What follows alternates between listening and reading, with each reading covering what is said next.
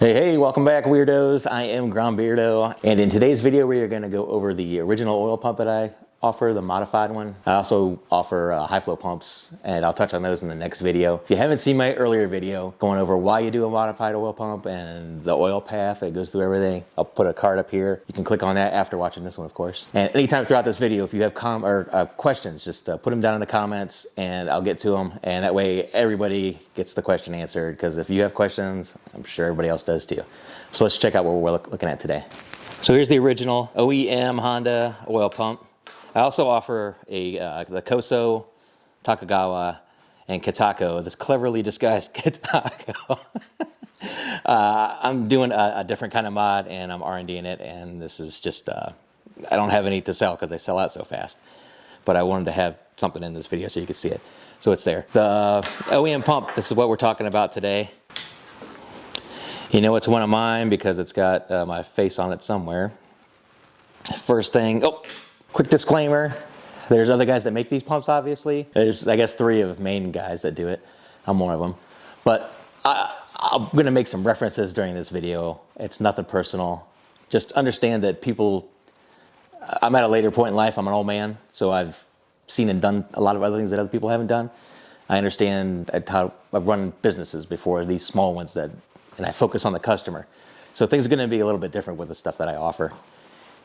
The stuff the other guys have, there's nothing wrong with it. You're fine. If you want to run it, you can run it. That's up to you. Anything I say isn't personal, I guess. I don't know. I'm just trying to cover my ass here, I guess. I get nothing for love, but everybody in the community, literally everybody, unless you're a total asshole, and then you're usually not in the Grom area. Anyhow, that's the disclaimer. Let's go check out what I have for you guys. All right, first thing you notice, obviously between my pumps and everybody else's, the whole thing's aluminum. Why wouldn't you want it to be aluminum? That's the, among some other things. Aluminum pump, aluminum tubing that is big enough to flow the amount of oil that it needs to. The tube itself is brazed in. I don't weld them. I'm gonna be probably starting to TIG weld these things just because it's so much faster and easier. But it's all complete. You'll notice I usually put my face on the back of it probably too.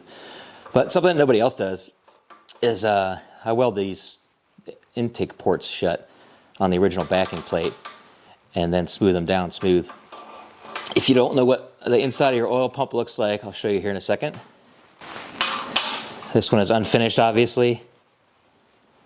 Still have to bend this. This is all brazed in. If you've never seen the inside of one, you're more than welcome to open one if you buy one from me. I got nothing to hide.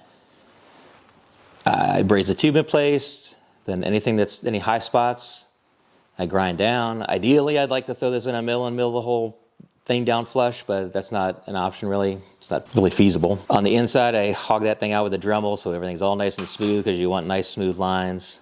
Okay, I want to show you guys how this thing actually works so you know what's going on inside your pump and your engine. This, the shaft I'm using to turn this is on in backwards, and this is the correct rotation. Over here on this side, this is your suction side, or your in where the oil comes in, right? This is spinning like this, and obviously this is where it comes out, or you can call it the pressure side.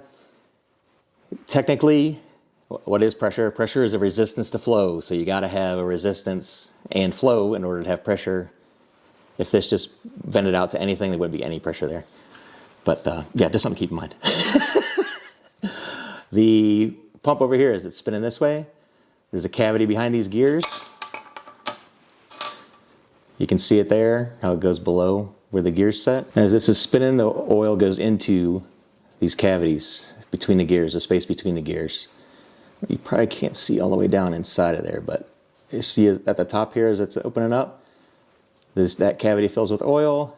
It comes over to right about here. This is where it's full and it's cut off from the intake side, and then it immediately goes to the outlet side and it's pushing it out. And this happens many, many times, very quickly pushing oil. And that's basically how it works, I guess, you know? So there's that. The other obvious difference with my pumps is the tubing is actually nice and smooth.